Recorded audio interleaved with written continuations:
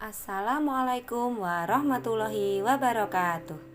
Apa kabar hari ini? Bu Emil harap kalian sehat selalu. Hari ini kita akan belajar tentang properti tari dan peragaan karya tari. Coba perhatikan gambar berikut. Ini adalah gambar perlengkapan yang sering digunakan dalam menari, atau lebih dikenal dengan istilah properti tari. Banyak tarian yang menggunakan properti tari. Apa itu properti tari? Properti tari adalah semua jenis peralatan yang digunakan untuk kebutuhan tari. Contoh properti tari yaitu kipas, payung, topeng, selendang, keris, bokor, boneka, tombak, dan sebagainya. Properti tari biasanya disesuaikan dengan tema tarian.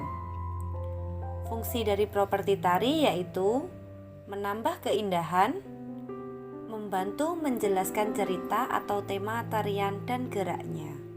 Tari yang menggunakan properti tari. Tari legong dari Bali. Properti utamanya yaitu kipas. Kemudian tari baksa kembang dari Kalimantan Selatan. Properti utamanya rangkaian bunga. Tari payung dari Sumatera Barat. Properti utamanya payung.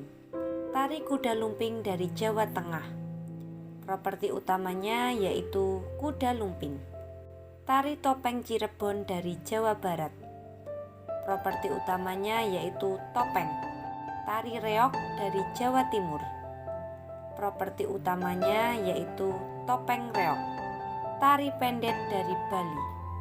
Properti utamanya yaitu bokor atau mangkok perak berisi bunga. Dan tari bondan dari Jawa Tengah. Properti utamanya yaitu payung, boneka, dan kendi. Selanjutnya yaitu melaksanakan peragaan karya tari. Ada beberapa tahapan dalam melaksanakan peragaan karya tari, yaitu tahap persiapan atau perencanaan, latihan dengan teratur, pementasan, dan evaluasi. Namun yang akan kita bahas kali ini hanyalah tahap persiapan dalam melaksanakan peragaan tari. Sebelum melaksanakan peragaan karya tari, ada beberapa hal yang harus kita persiapkan. Tujuan persiapan yaitu agar peragaan karya tari berhasil dengan baik dan layak untuk ditampilkan di depan orang lain. Persiapan apa saja yang perlu dilakukan?